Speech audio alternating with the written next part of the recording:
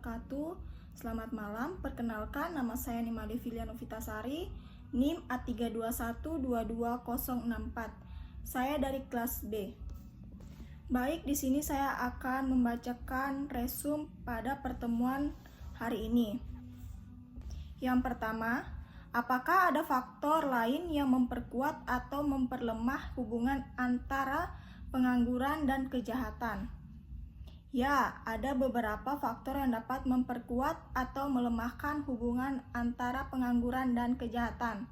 Faktor yang memperkuat hubungan pengangguran dan kejahatan, yang pertama itu tingkat kemiskinan. Pengangguran yang menyebabkan kesulitan ekonomi dapat mendorong individu untuk melakukan kejahatan seperti pencurian dan perampokan. Yang kedua, kurangnya jaringan sosial dan dukungan. Orang yang menganggur dalam waktu lama cenderung mengalami isolasi sosial yang bisa meningkatkan kemungkinan terlibat dalam kejahatan. 3. Kurangnya akses pendidikan dan pelatihan. Jika individu tidak memiliki keterampilan yang cukup untuk kembali ke pasar kerja, mereka bisa mencari cara ilegal untuk memenuhi kebutuhan. Yang keempat, lingkungan dengan tingkat kriminalistik tinggi. Jika seseorang yang menganggur tinggal di daerah dengan tingkat kejahatan tinggi, kemungkinan mereka terlibat dalam tindak kriminal juga meningkat. Selanjutnya, faktor yang melemahkan hubungan pengangguran dan kejahatan. Yang pertama itu, jika pemerintah atau organisasi sosial menyediakan pelatihan, keterampilan, dan peluang kerja bagi pengangguran, kemungkinan mereka untuk beralih ke kejahatan bisa berkurang.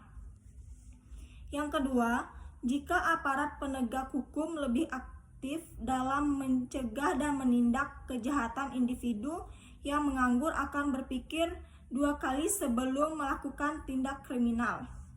Yang ketiga, bantuan pemerintah seperti tunjangan pengangguran, subsidi makanan, atau program bantuan sosial lainnya dapat mengurangi tekanan ekonomi dan mencegah peningkatan kejahatan.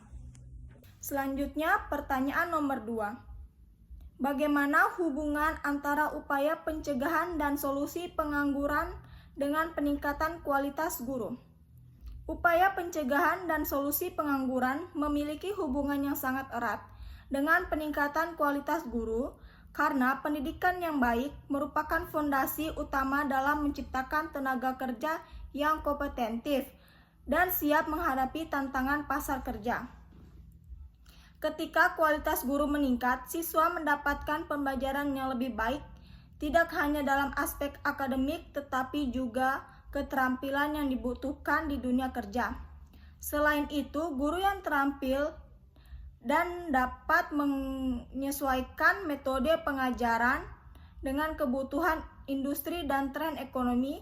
Guru yang kompeten juga berperan dalam menanamkan jiwa kewirausahaan kepada siswa. Dengan pemahaman tentang ekonomi dan bisnis, guru dapat membimbing siswa untuk tidak hanya mencari pekerjaan, tetapi juga menciptakan peluang usaha.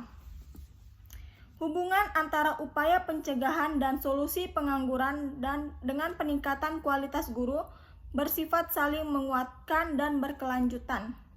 Pertanyaan nomor 3. Bagaimana kita dapat membedakan antara pengangguran sebagai penyebab langsung kejahatan dan pengangguran sebagai faktor yang memperburuk kondisi sosial yang sudah ada dan memicu? Pengangguran sebagai penyebab langsung kejahatan berarti seseorang yang melakukan kejahatan karena kehilangan sumber pendapatan dan membutuhkan cara lain untuk bertahan seperti pencurian atau perampokan. Pengangguran sebagai faktor yang memperburuk kondisi sosial terjadi ketika pengangguran menciptakan tekanan sosial, meningkatkan stres, ketimpangan ekonomi, atau keterlibatan dalam aktivitas ilegal tanpa hubungan langsung dengan kebutuhan ekonomi. Pertanyaan yang keempat, apakah ada jenis kejahatan tertentu yang dikaitkan dengan pengangguran? Ya, ada beberapa jenis kejahatan seperti kejahatan ekonomi terkait langsung dengan tekanan finansial akibat pengangguran. Contohnya, pencurian. Orang yang kehilangan sumber pendapatan mungkin mencuri untuk memenuhi kebutuhan dasar. Yang kedua, kejahatan sosial. Contohnya, penyalahgunaan narkoba. Pengangguran dapat meningkatkan resiko keterlibatan dalam peredaran atau konsumsi narkoba, baik karena tekanan hidup maupun sebagai sumber pendapatan alternatif.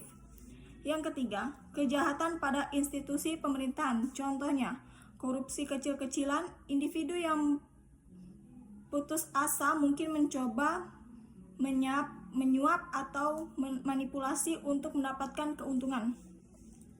Pertanyaan nomor 5. Bagaimana penanganan untuk orang mencuri? Langkah pertama yang bisa dilakukan adalah memastikan bahwa kejadian tersebut benar-benar terjadi. Jika memungkinkan, ajak pelaku untuk berdiskusi dan tanyakan alasannya melakukan pencurian. Jika kasusnya ringan, misalnya karena faktor ekonomi, bisa dipertimbangkan untuk menyelesaikan secara kekeluargaan. Namun, jika kasusnya pencurian tergolong serius, sebaiknya dilaporkan pada pihak yang berwenang. Sekian dan terima kasih.